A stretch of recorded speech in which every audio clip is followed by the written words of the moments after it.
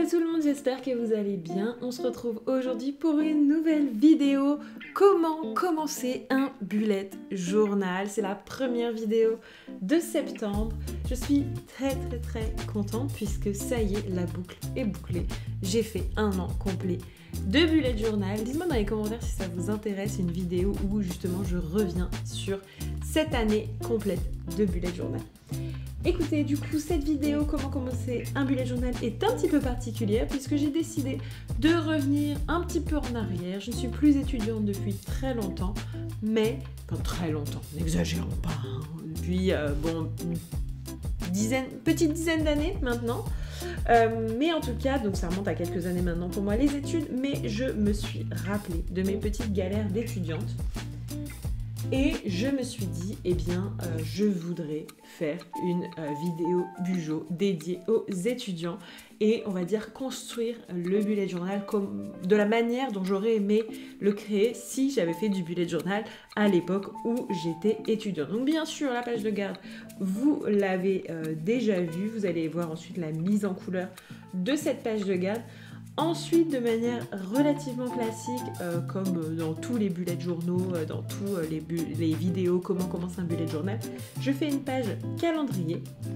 Mais cette fois, je viens mettre en légende tout ce qui va être date d'examen, date de rendu des travaux, vacances, les dates d'exposé, les dates de DST, donc contrôle, devoir sur table, bref, vous appelez ça comme vous voulez. Je crois qu'il y a maintenant on appelle ça même autrement, enfin bref, moi de mon temps on appelait ça des DST, un devoir sur table. Il y en a d'autres qui appellent ça des DS, devoir surveiller, bref, des contrôles quoi, le truc qu'on adore. Et l'objectif, ça va bien sûr être de suivre vos différentes échéances dans ce calendrier, voilà. Ensuite, j'ai fait une deuxième page avec toute la partie info utile, avec tout ce qui va être mot de passe d'extranet, identifiant, mot de passe, etc.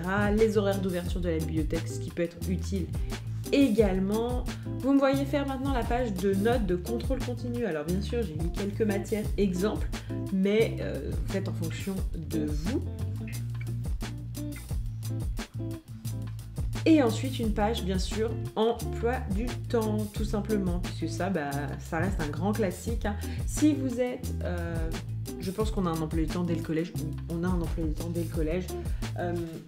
En primaire, je pense qu'on n'en a pas, on n'en a pas, ou en tout cas les élèves n'en ont pas connaissance, sauf que je pense que de toute façon, a priori, vous n'avez pas de bullet journal si vous êtes encore en primaire, je ne sais pas.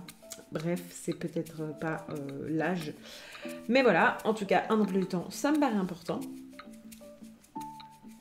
Bien sûr, il est totalement fictif dans mon cas, puisque, je le rappelle, je ne suis pas étudiante, mais en tout cas, voilà, je me suis dit que c'était intéressant.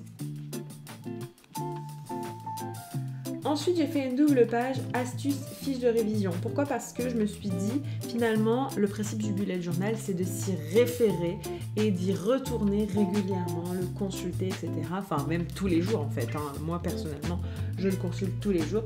Donc, c'est bien d'avoir comme ça des fiches, on va dire, mémo pour faire les choses. Ici, donc, c'est une double page d'astuces, fiches de révision avec 4 grandes étapes pour créer des astuces de fiches de révision.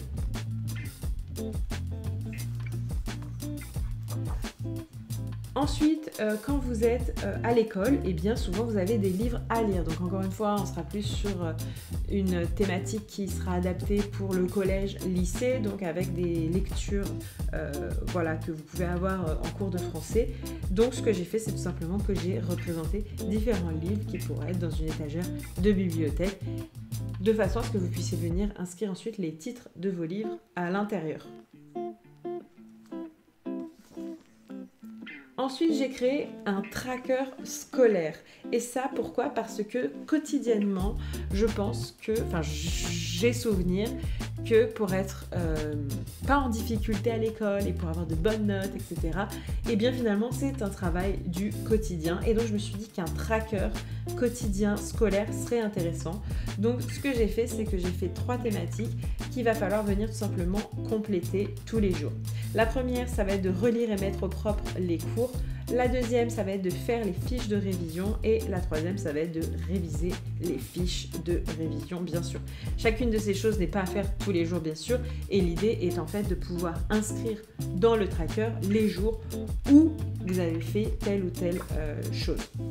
Et puis, puisque c'est un bullet journal spécial rentrée, je me suis dit que ça pouvait être intéressant de faire une to-do list d'avant rentrée avec des tâches, tout ce qu'il y a de plus basique, mais quand même intéressante à avoir en tête. Acheter les fournitures scolaires, organiser le bureau, caler son sommeil sur le rythme scolaire, trier ses affaires de l'année dernière, parce qu'on a tous les vieux restes de stylos, etc. Bref, trier tout ça. Faire une playlist spéciale concentration et révision, ça moi j'adore me concentrer encore aujourd'hui, même en dehors de la vie étudiante, avec des playlists de concentration. Donc souvent moi je choisis des choses sans paroles, donc soit en anglais ou en français, ça me déconcentre, j'aime bien soit de l'électro mais très calme et sans paroles, soit du jazz, enfin ce genre de choses, j'aime beaucoup. Ensuite, lire le programme de la rentrée que les professeurs auront pu vous donner, noter les informations pour le jour de la rentrée et prévoir votre tenue de rentrée parce qu'on le sait, c'est un jour stressant. Donc, il vaut mieux préparer tout ça. Et donc maintenant, on passe à la mise en couleur et j'ai donc décidé de faire une mise en couleur au feutre, très classique. Si vous me suivez régulièrement, vous savez que j'ai envie de faire moins de mise en page complexe, donc je pars vraiment sur une mise en couleur très simple. Je viens ajouter quelques stickers de ma planche de stickers Back to School qui est disponible sur ma boutique si ça vous intéresse, je vous mets le lien en barre d'infos. Et j'ajoute quelques touches également de couleur avec mes feutres Stabilo métallisés.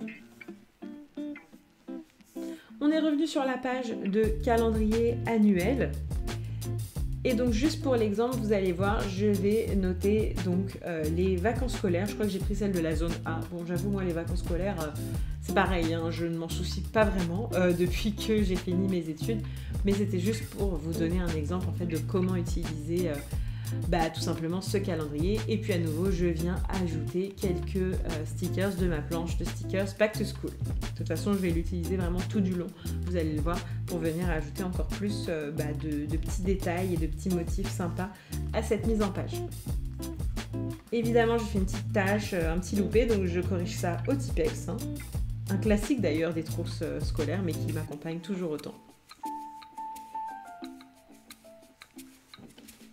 Comme je vous le disais, sur cette page, vous avez donc toutes les infos utiles, notamment tout ce qui va être extranet. On a tous des identifiants et des mots de passe qu'on a tendance à oublier, donc ça peut être intéressant de les avoir ici. Et puis les horaires d'ouverture. Alors ici, pour l'exemple, j'ai mis horaire d'ouverture de la bibliothèque. Ça pourrait être autre chose. Enfin voilà, j'ai trouvé intéressant d'avoir quelques infos utiles que vous auriez tendance à oublier.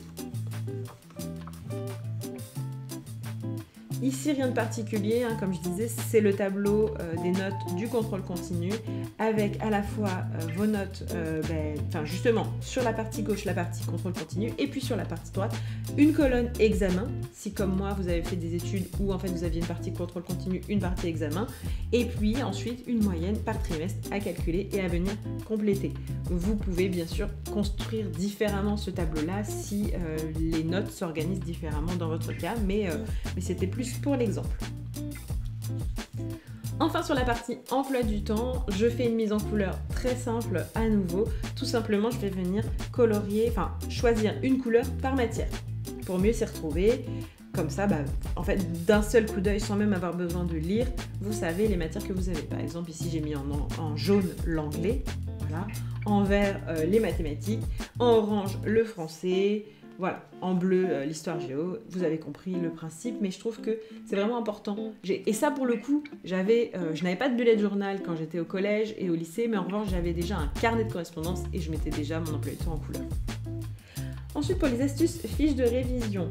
Donc, j'ai fait 4 grandes étapes pour construire une planche de révision. Enfin, une planche, n'importe quoi.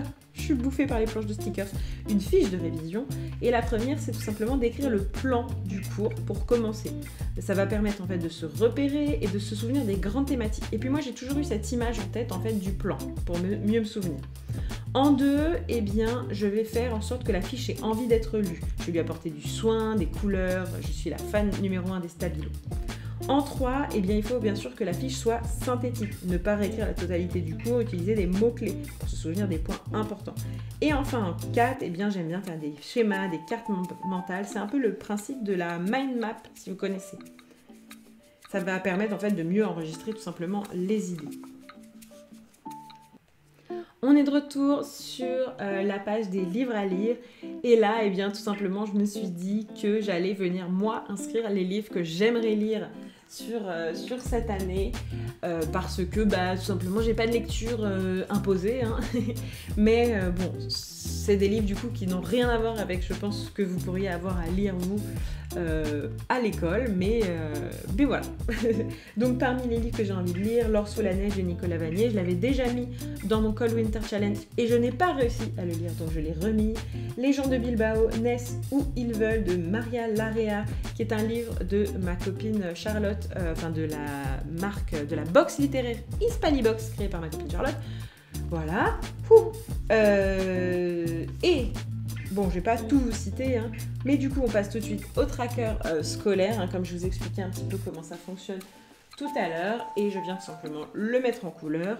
Et ensuite, si vous voyez ce que je suis en train de mettre en couleur là, en fait, c'est la colonne dédiée à chacune des tâches. C'est-à-dire, par exemple, en colonne 1, relire et mettre propre mon cours. Et là, en fait, ce que je vais faire, c'est tout simplement de venir cocher les fois où j'ai relu et mis au propre mon cours.